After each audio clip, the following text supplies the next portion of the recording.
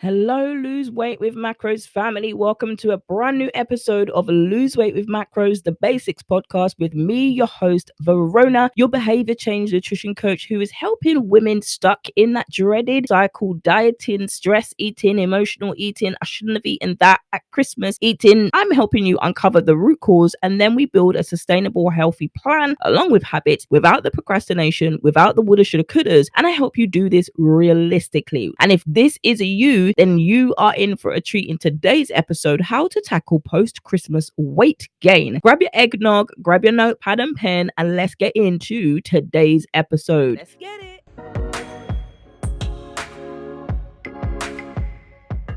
It's the morning after Christmas, and you wake up with the smell of leftover turkey still wafting through your nostrils. You spent the night before with friends, family, and loved ones, and you had so much fun. You roll over and groan as you regretfully reminisce over all the food you shouldn't have eaten. And then it hits you: you're going to start dieting again. If you're somebody who just listened to this story and this is you've just woken up, my friends, this is exactly what we call the post-holiday diet cycle, where we eat way too much during Christmas dinner or whatever holiday you celebrate, and then we begin to feel bad about ourselves afterwards because we ate too much. And in fact, what we're actually doing is enjoying the person's cooking, because if you've ever had food that you haven't enjoyed, believe me, your plate is still full, right? So we've just enjoyed the food and we've shown it by eating all of it, making sure our plate is clean. But that tends to translate into our minds that we need to start dieting again, right?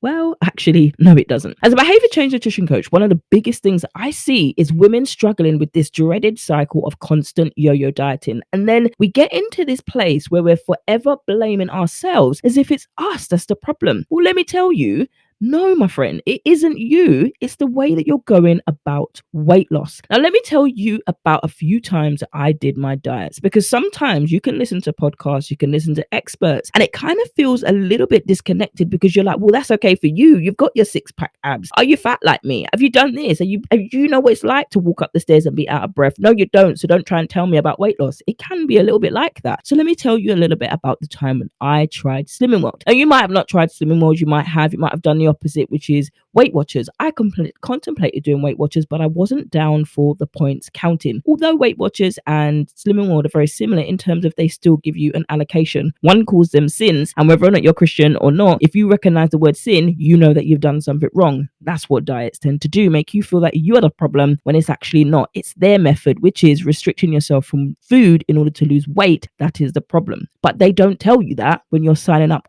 constantly every single January, every single year, and then you cancel the subscription, and then you're heavier than you were when you started. It's just a constant cycle. But let me tell you about the time that I signed up to become a BB coach. I was hounded on. I had no idea what it was. All I knew, I was in a position where I love to encourage women. Now, I've been a coach for over 15 years, so that's the perspective that I come from, coaching women, children, young people, their families, challenging young people. I've been coaching them for a long time. I look younger than I am, but I'm telling you, this has been my God-given call. So I was approached by this woman. Hey, you really look well. She was a Christian woman, so we already had that connection there. So that's how she started to speak to me, and she started to get to know me a little bit. And for me, I've always been passionate about coaching women. So when another woman comes alongside you with this message, she was telling me about this thing, and you're going to be able to lose weight and then build money and then encourage others to do the same, and yada yada yada. And so I believed her. I believed that she was actually going to help me to do that. So I didn't even know that was an MLM. So basically the MLM structure is, for those of you who don't know, or network marketing structure is, some of them focus on selling a direct product, and you're recruiting people underneath you to build your team that looks like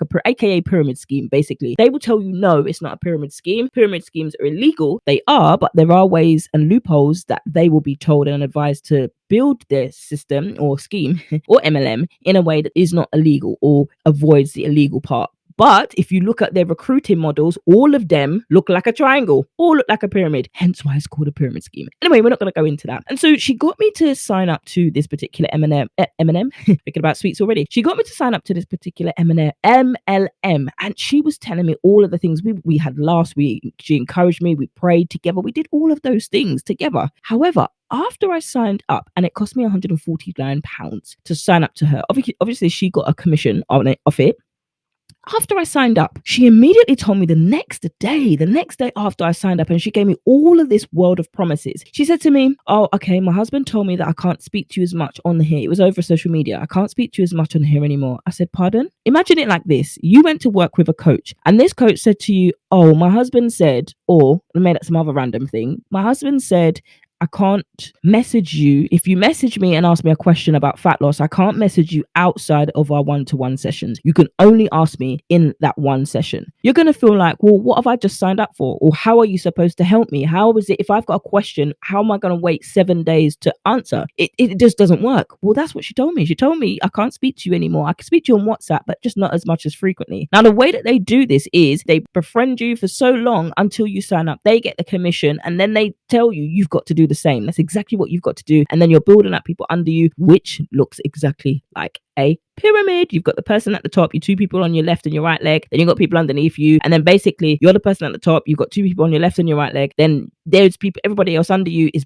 doing the same thing, repeating the pattern, and you're getting a little bit of commission for every person they sign underneath you. That's effectively what it is, but it's masked in the form of weight loss and supplements and pills and shakes. The shakes were ridiculously expensive. They were great at first, and I lost a lot of weight. Until one of my family members said, "Hey, are you okay?" Hadn't seen me for a long time. They said, "Are you okay? You look really unwell. You look really sick." But I'm telling you all of this, and it's a fast whirlwind story. Needless to say, I left that because it wasn't actually what she said. Ironically, didn't leave at the time she said that. You would think that I would come to my senses and be like, this is not for me. No, I found another quote unquote coach, aka distributor, who call themselves coaches, but they're not qualified to coach a ant. But it got to a point where I was like, no, this is not it. I don't know what this is. And I started to see videos about it, and I started to see the whole community, the anti-MLM communities that were actually going in and saying, no, this is not it. This is a predatory method and you're restrictively eating. And that's literally what happened with this particular MLM. I developed disordered eating by eating out of colored containers. They looked nice. They were a hell of expensive, but I will never forget the day that I cut up a slice of pizza and squashed it into this yellow container. And I was told, oh, as long as you can put the lid on, it's fine. Oh, it's not fine,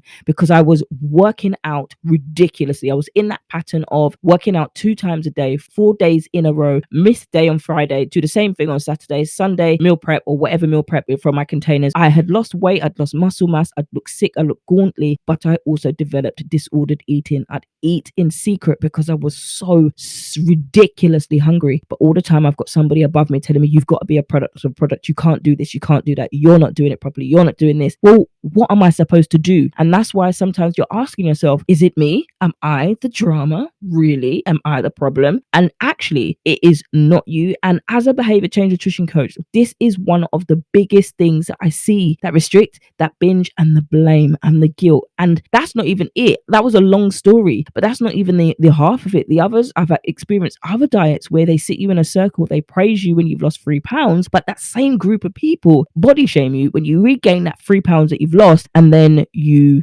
gain tax on it. But they don't tell you that if your menstrual cycle happens in between the time of the last weigh and this one, they don't tell you that added water weight or the added carbs that you're eating is increasing extra water weight. They don't know all about that. All they know is their model to follow, and they teach you it. And then you're stuck in this way of thinking. And it can almost be cultish. Like, you're stuck in this way of thinking that if you deviate from your sins, if you deviate from your points, if you deviate from your calories, if you deviate from this, if you deviate from that, you are the problem. But the message has been taken from restrictive dieting and put into, i.e., macronutrients. You cannot track your macros. Macros is a form of flexible way of eating in order to help bring you accountable for the food choices that you're making. That is the difference between macros. Yes, it also can be obsessive if you're somebody who has emotional eating disorders, etc., or emotional eating tendencies. If you're somebody who has that, it can be a little bit overwhelming. So I wouldn't recommend it for those people who fall into that category. So when it comes to that, there are so many different things in diets that actually don't accept that the way that they're teaching you is very problematic, and it's based on a binge and restrict model, which means they categorize foods as good or bad. Then if you eat the bad food, you associate that you are bad. For example, if you start a diet today, some diets will be like, you know what, kiss the Christmas date in goodbye if you ate too much turkey, if you're overstuffed, blah, blah, blah, blah, blah. And then when you fall off the wagon, as people like to say, as if you're a horse, when you fall off the wagon and you just can't sustain the restriction, you are the problem, not the diet. That is toxic, that's narcissistic, that's all of those things. And if you want to listen to that episode, you can go and listen to the episode about narcissistic traits of dieting. Dieting is ruthless. The word diet literally means restricting yourself from food in order to lose weight. Now, if you're somebody who likes food, restricting you is actually going to be really hard. But this is what so many women are getting prepared to do. So many women are getting prepared to do this now. after Christmas, you wake up and you're like, oh my goodness, this is me. Let's go to a diet. And you tend to go back to what you know, what has worked for you in the past, what you did enjoy. However, if it stopped working for you to the point that you had to stop doing it, newsflash, it's no longer going to work for you now just because we're in a new year. So that's an encouragement to say it's happened to me. Some of us can get, really discouraged when we see coaches, nutrition coaches, personal trainers, fitfluencers who appear to have it all together. No. And that's just one experience that I've had. Like I said, I've had other experiences where I've just been restricting food thinking that this is the way to do it. That's not the way to do it. And so, my friends, if this is happening to you, I hear you. And I want you to start January 2023 without doing a diet. You don't need to come and do another diet. Don't worry if you have stood on the scale today and you've got an extra few pounds. The point is, did you enjoy your Christmas meal with your friends and family? If that's yes, that's it. You stay there. If you want to focus on building nutritious habits and you want to learn how to eat healthily, then set the plan in motion for that. Don't feel like you have to then start a new diet again because you gain fat in 24 hours. That is impossible. That is scientifically impossible. And that isn't how it works.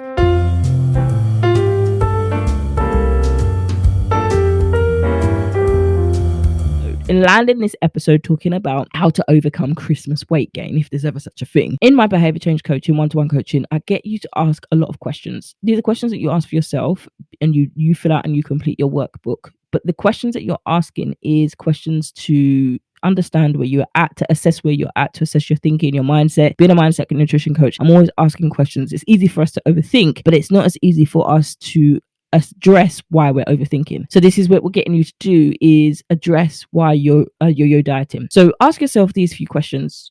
Do you want to get off your dieting roller coaster? Now, if you've ever been on a roller coaster and you're not a fan, you are literally like, I want to get off.